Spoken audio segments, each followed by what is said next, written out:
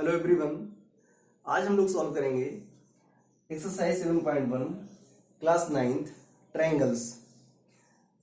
Last के lectures में question number 1 से लेकर के क्वेश्चन नंबर 5 तक सॉल्व किया था और आज स्टार्ट करेंगे question number 6। Question number 6 is given in figure AC is equal to AE। जो AC साइड है, AC साइड जो है वो AE के इक्वल है। ये हमने सिंबल बनाया हुआ है, ये लाइन ड्रॉ की हुई है 1। इसका मतलब हो गया कि जो AC है वो AE के इक्वल है। AC is equal to AE। आगे गिवन है AB is equal to AD, तो this side equal to this side.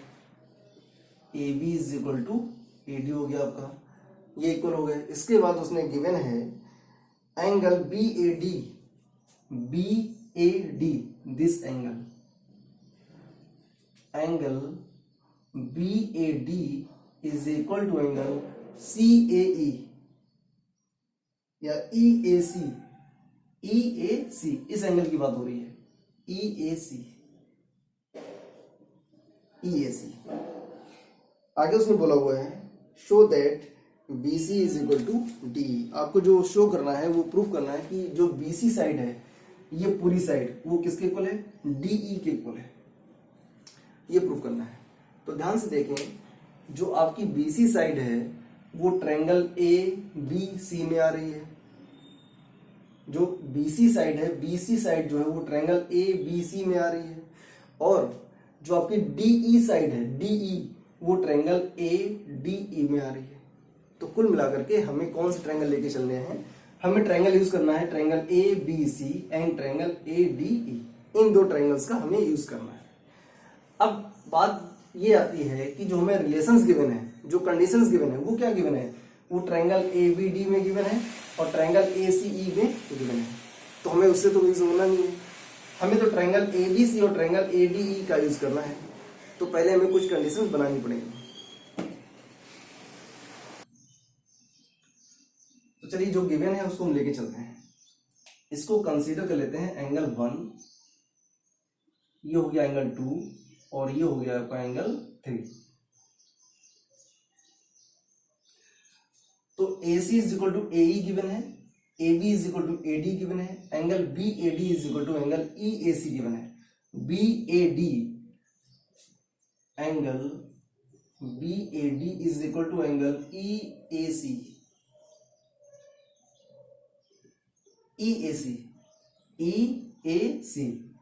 और BAD को हमने क्या लेट किया हुआ है? एंगल 1। EAC को क्या लेट किया हुआ है? एंगल 2।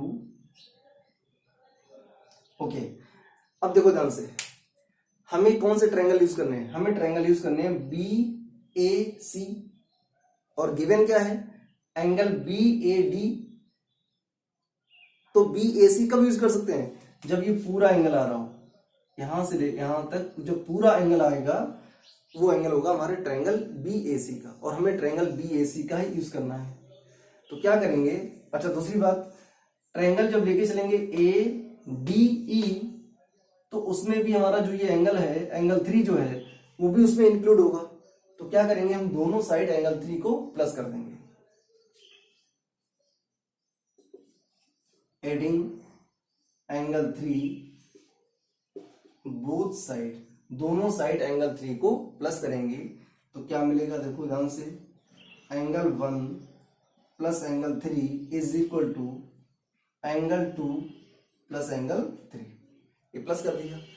जब आपने प्लस कर दिया तो ये क्या हो गया? अब ये हो गया एंगल BAC। तो यहां पर लिखेंगे angle BAC is equal to angle 2 plus angle 3। Angle 2 plus angle 3 ये क्या हो जाएगा? ये हो जाएगा आपका angle ADE। Angle ADE। Okay, इतना प्रूफ हो गया। अब देखें ध्यान से,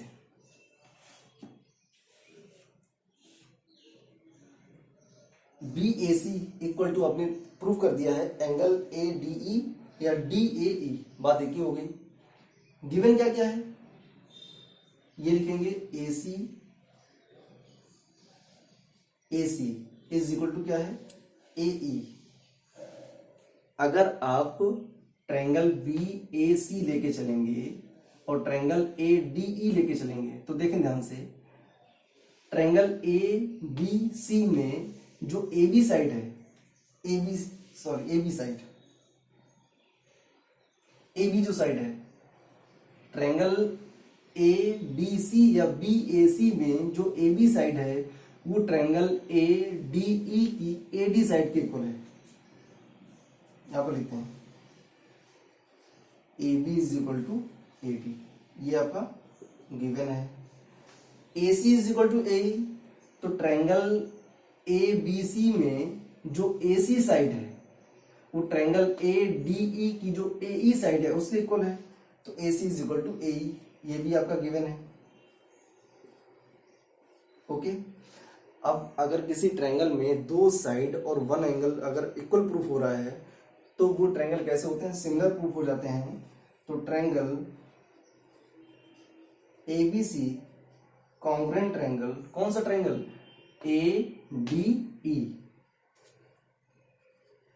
ए डी ई, और किससे हो जाएगा, by S A S, two sides one angle, by S A S, side angle, side congruency से आपके जो ट्रायंगल्स हैं वो कॉन्ग्रुएंट प्रूफ हो गए। अब देखो ध्यान से, अगर ट्रायंगल आपके कॉन्ग्रुएंट प्रूफ हो गए तो उस ट्रायंगल के जो रिमेनिंग पार्ट होते हैं वो भी इक्वल होते हैं बाय सीपीसीटी। तो triangle A B C and triangle A D E दोनों कैसे हैं, कॉन्ग्रुएंट हैं। तो अगर कॉन्ग्रुएंट हैं तो उस केस में जो बीसी साइड होगी वो किसके इक्वल होगी, डीई के इक्वल होगी, और किससे होगी, बाय सीपीसीटी। मतलब ट्रायंगल्स के जो रिमेनिंग पार्ट्स होंगे वो सभी के सभी होंगे इक्वल, करेस्पॉन्डिंग पार्ट्स होंगे वो सभी इक्वल होंगे, और रीजन क्या लिखेंगे, by CPCT. Hence question number 7, question number 7 का डायग्राम ये दे रखा है और क्वेश्चन में गिवन है AP is equal to BP, AP is equal to BP, इसके बाद क्या गिवन है, angle A is equal to angle B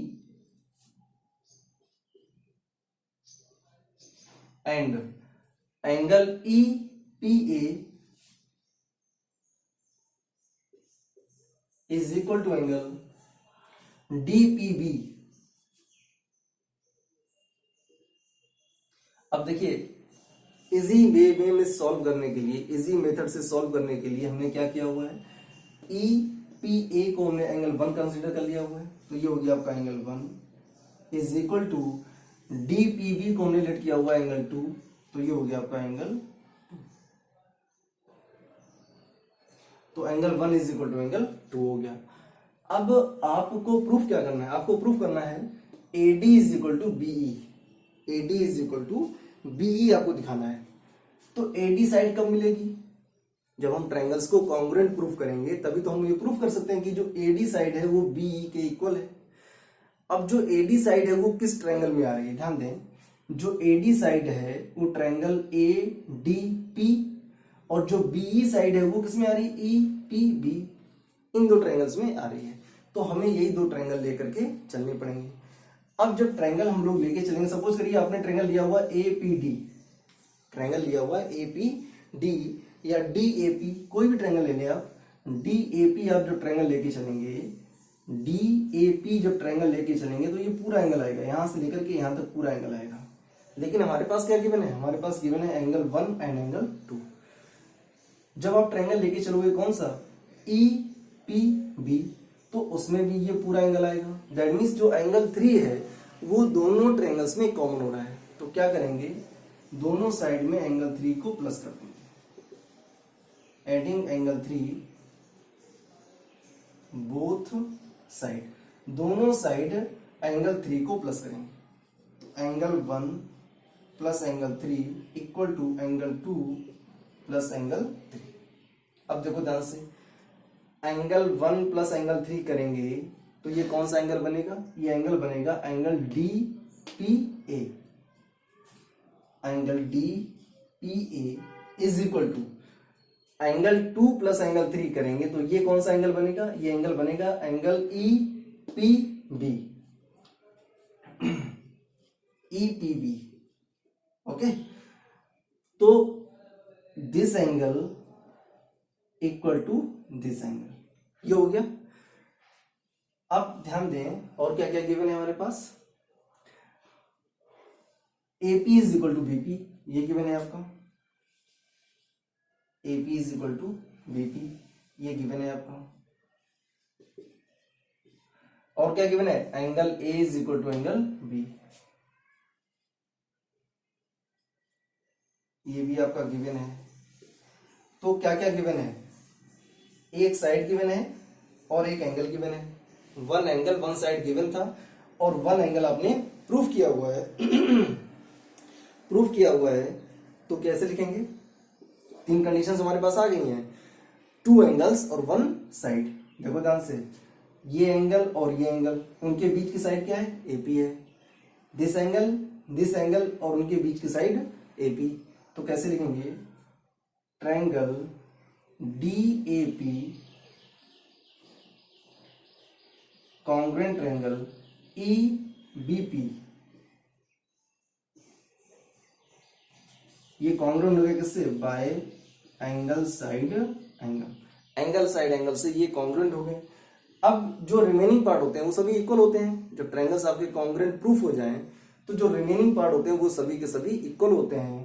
तो यहाँ पर क्या हमें क्या प्रूफ करना है, हमें प्रूफ करना है AD is equal to B। तो कैसे लिखेंगे, AD is equal to B by CP/CD, hence that is your solution।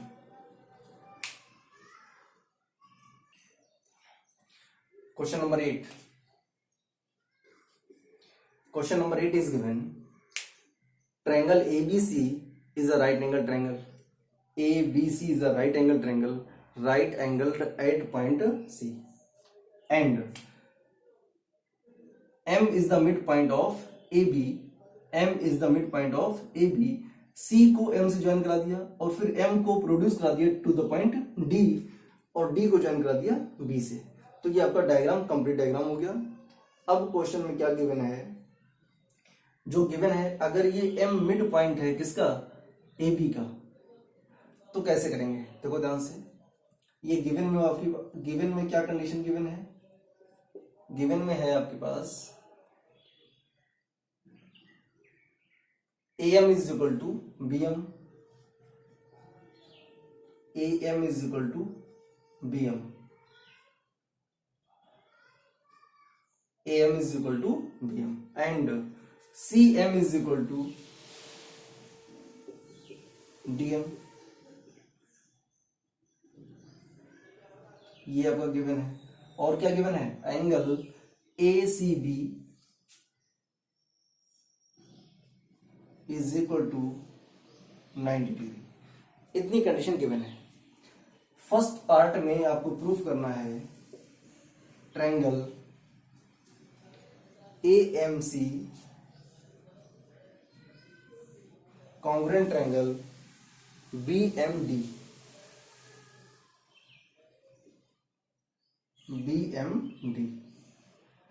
ये आपको इन दो ट्रायंगल्स में आपको कॉन्ग्रुएंसी प्रूफ करनी है। तो जिन ट्रायंगल्स में आपको कॉन्ग्रुएंसी प्रूफ करनी है वही ट्रायंगल हम लोग लेके चलेंगे। तो क्या लिखेंगे, in triangle AMC and triangle BMD। अब देखो ध्यान से, जो गिवन है उसको पहले हम लोग नोट करेंगे।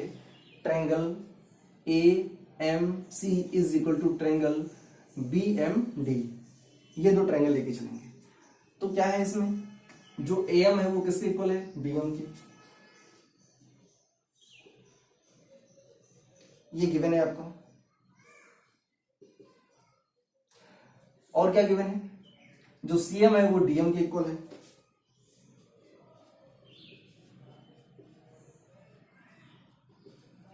ये भी आपका गिवन है। अब क्या गिवन होगा, एंगल 1 जो है वो एंगल 2 के इक्वल होगा। Angle 1 is equal to angle 2। Reason क्या लिखेंगे, vertically opposite angles, vertically opposite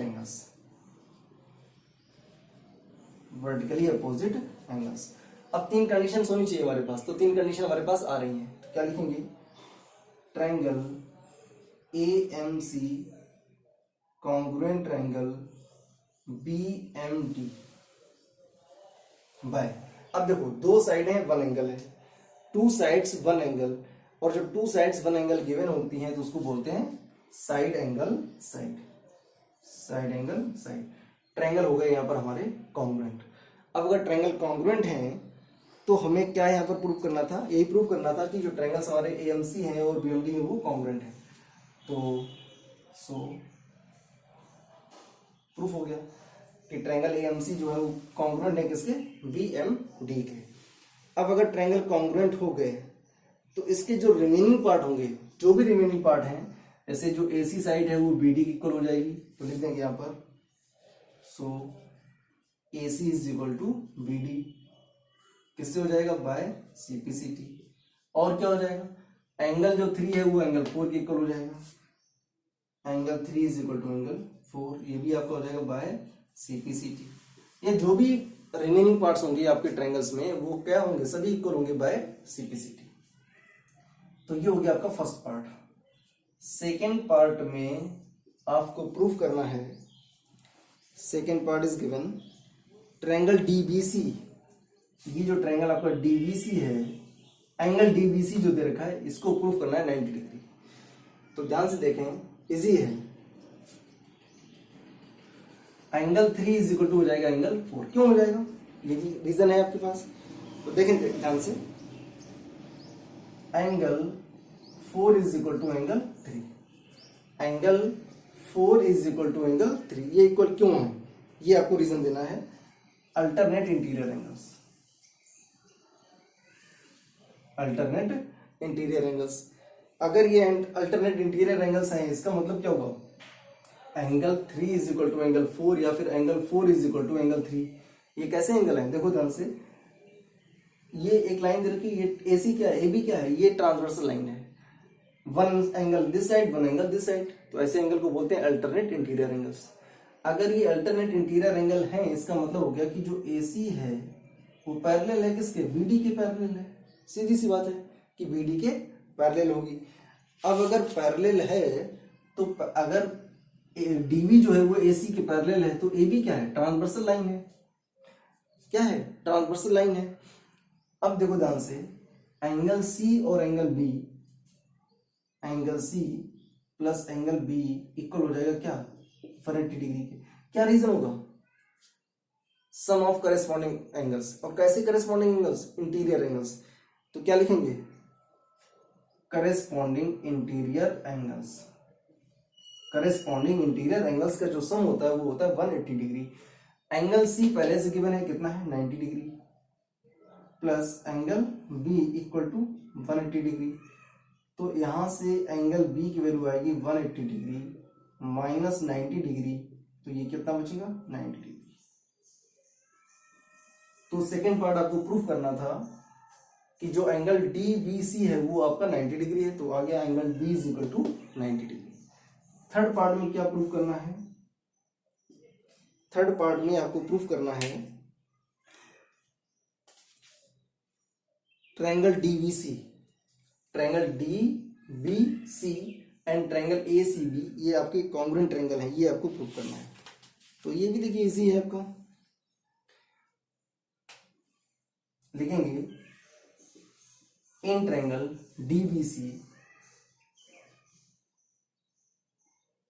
and triangle ABC,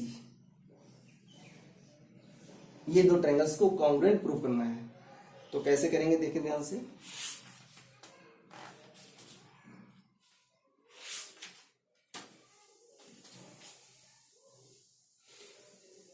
जो DB साइड है वो AC के इक्वल है, ये अभी आपने प्रूफ किया था, ये लिखा हुआ AC is equal to DB, तो ये आपका ऑलरेडी प्रूफ हो चुका है। क्या लिख देंगे, proved, AC is equal to DB, ये आपका प्रूव्ड हो चुका ऑलरेडी। सेकेंड थिंग क्या है, सेकेंड थिंग गिवन है कि जो एंगल B है वो एंगल C के इक्वल है।